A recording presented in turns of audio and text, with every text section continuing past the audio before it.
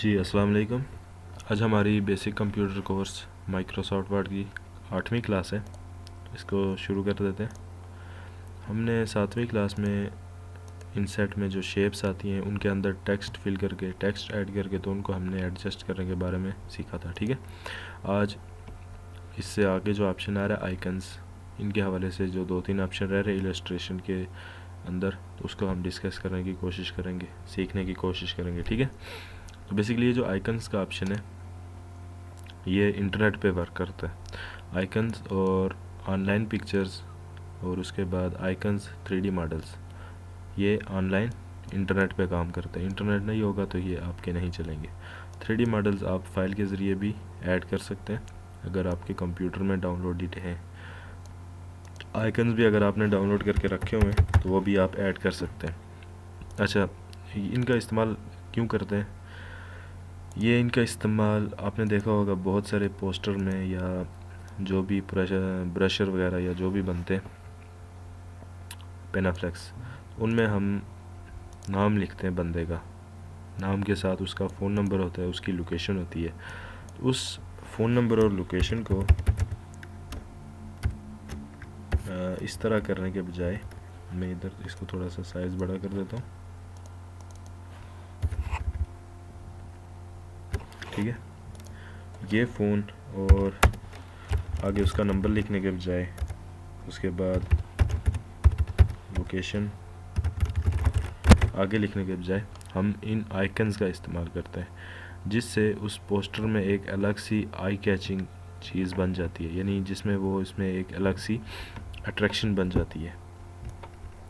तो इसको कैसे यूज़ करना है, ये आइकन हमने ऐड कर दिया और आप कोई भी आइकन सर्च करके ऐड कर सकते हैं। ठीक है, हम इसको इधर एडजस्ट कर देते हैं और इसके साथ में एक और आइकन ऐड कर देता हूँ लोकेशन के हवाले से, जिसमें मैं लोकेशन को ऐड करूँगा। बेसिकली ये इंटरनेट पे काम करता है, ये ऑफलाइन काम नहीं करेगा। अच्छा जी, इसमें कौन सी ऐड कर दें हम? ये ऐड कर देता हूँ इंसर्ट। ठीक है, रैप टेक्स्ट में आए, इन फ्रंट ऑफ टेक्स्ट या बिहाइंड टेक्स्ट कर दें। अच्छा, उसके बाद जो हमने क्लास नंबर 7 में देखा था शेप ऐड की, ये मैं आपको सिर्फ सिखाने के लिए, आपको दिखाने के लिए ये ऑप्शन कर रहा हूँ। ठीक है, इसमें हमारा नंबर आ जाएगा। ठीक है, और इतने ज़ीरो किस लिए लिख के लिए, इतना काफ़ी है। इसको नो फिल कर दें, नो आउटलाइन कर लें और इसका कलर चेंज कर देते हैं। अच्छा, ये फ़ोन के आगे जब हम इस तरह करके नंबर लिखते हैं उसमें एक अलग सी अट्रैक्शन आती है। बेसिकली आइकन्स इसलिए यूज़ होते हैं ताकि उस नाम की जगह पे हम आइकन्स को यूज़ करके अपने पोस्टर में या अपने डिज़ाइन में या अपने डॉक्यूमेंट में एक अलग सी अट्रैक्शन लाएं। ठीक है, लोकेशन में आप कोई भी लोकेशन ऐड कर लें इस हिसाब से। ये देखें,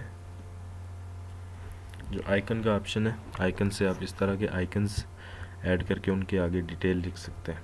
ठीक है, अब हम उससे आगे जो ऑप्शन आ रहा है उसके बारे में थोड़ी सी बात कर लेते हैं। बेसिकली ये तो आपको समझ आ गया होगा। 3D models, 3D models basically हमारे यूज़ में तो कभी नहीं आए और ना ही नेक्स्ट आने हैं।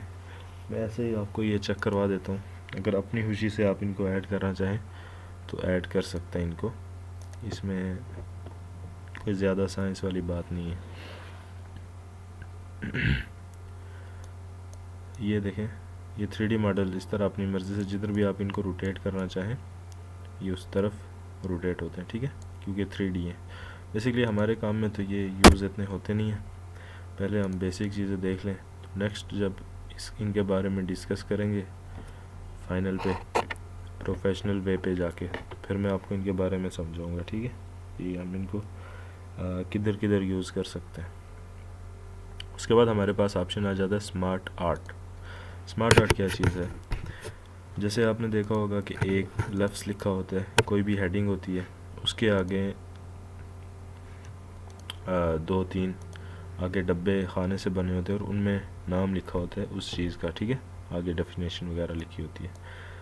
ये फॉर एग्ज़ाम्पल ये सर्कल है, साइकिल है पूरा, ठीक है। जैसे आपने वो पढ़ा होगा वाटर सर्कल, और दूसरा तीसरा ऑपरेशन कि पानी कैसे बनता है, आसमान से आता है और फिर वापस बहारात बन के आसमान पे जाते हैं।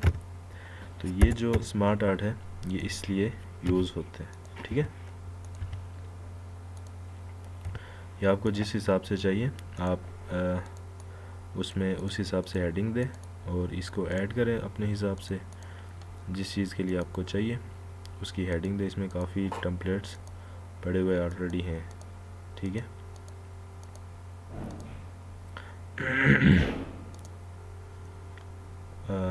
जैसे फॉर एग्ज़ाम्पल इसमें कोई एक चीज़ के बारे में हमने डिस्कस करनी है तो उसका ऑप्शन आगे, दूसरा ऑप्शन उसमें से कौन सा निकल रहा है और उस दूसरे ऑप्शन के वापस आगे 3 ऑप्शन कौन से निकल रहे हैं, ठीक है। इस तरह करके हम इस जो स्मार्ट आर्ट वाला ऑप्शन है इसको हम इधर ऐसे यूज़ कर सकते हैं। और उसके बाद जो हमारे पास आता है चार्ट का ऑप्शन। चार्ट का ऑप्शन जो है इसमें ये इसने काफ़ी टेम्पलेट्स दिए हुए हैं, ये आप देख सकते हैं।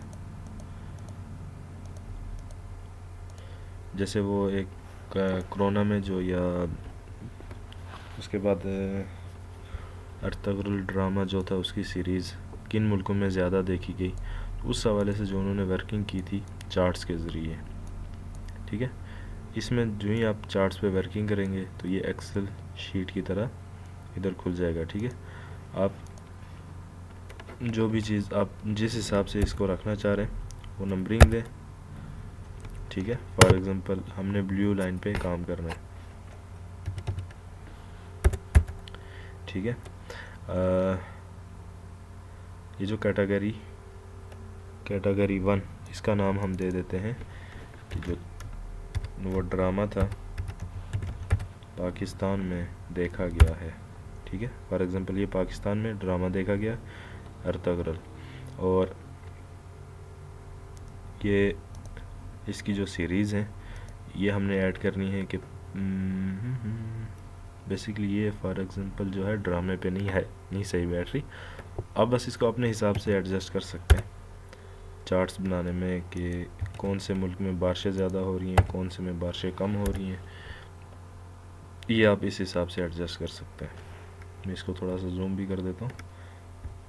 ये देखें, जैसे कि ये हमने उधर से पाकिस्तान लिखा और पाकिस्तान में बारिशें जनवरी में ज़्यादा होती हैं, फरवरी में होती हैं, मार्च में होती हैं या अप्रैल में होती हैं। आप इधर नाम लिखें और इसमें वापस पॉइंट्स ऐड करते जाएंगे। जनवरी में बारिशों की मिकदार इतनी है, फरवरी में इतनी है, मार्च में इतनी है, तो ये उस हिसाब से ये टेबल सेलेक्ट हो जाएगा। ये जो चार्ट है ये आप उस हिसाब से सिलेक्ट हो जाएगा, ठीक है। उसके बाद आता है हमारे पास स्क्रीनशॉट्स। ये जो वर्ड है माइक्रोसॉफ्ट वर्ड हमें ये ऑप्शन दे रहे हैं कि आपको अलहदा से जाके किसी भी चीज़ पे जाके आपको उसकी विंडो शिफ्ट और एस दबा के स्क्रीनशॉट लेने की ज़रूरत नहीं है, ठीक है। ये मैंने विंडो शिफ्ट और एस की दबाई है, ये इसने स्क्रीनशॉट लिया है। लेकिन वर्ड में जो हमें ऑप्शन मिल रहा है स्क्रीनशॉट का, ये देखें मैंने ये फ़ोटोशॉप ओपन की हुई है। इसमें अब मैं वापस आऊँगा अपने डॉक्यूमेंट पे और मुझे ये फ़ोटोशॉप से ही स्क्रीनशॉट चाहिए, ठीक है। फ़ोटोशॉप का ही स्क्रीनशॉट चाहिए, तो मैं वापस इस डॉक्यूमेंट में आऊँगा और स्क्रीनशॉट के ऊपर क्लिक करूँगा। अब सामने देख ले अवेलेबल विंडोज़, ये ऑप्शन इधर आ जाते हैं। जब मैं इसके ऊपर क्लिक करूँगा तो ये इसी जो फ़ोटोशॉप है हमारा, ठीक है, इसी की स्क्रीनशॉट ऑटोमेटिकली बगैर हमें वापस उधर जाके तो ये ऐसे करके हमें ये स्क्रीन क्लिपिंग करनी पड़े, ये ऑटोमेटिकली इस पूरे की स्क्रीनशॉट लेके हमें दे देता है, ठीक है। स्क्रीनशॉट इंसर्ट में आके ये जो स्क्रीनशॉट वाला ऑप्शन है, या स्क्रीनशॉट बेसिकली हम इसलिए भी यूज़ करते हैं कि हमें कोई किसी के सिग्नेचर इस डॉक्यूमेंट पे ऐड कर रहे हैं, तो ये स्क्रीनशॉट वाले ऑप्शन पे जाके उस दूसरी डॉक्यूमेंट पूरी डॉक्यूमेंट हम ओपन करते हैं और फिर जो सिग्नेचर होते हैं हम उनको क्रॉप करते हैं इस तरह, उसका पूरा लेके स्क्रीनशॉट, तो हम उसको इधर से आके फॉर्मेट में उसको क्रॉप कर देते हैं। ठीक है, फॉर एग्जांपल मुझे इधर तक चाहिए, तो मैं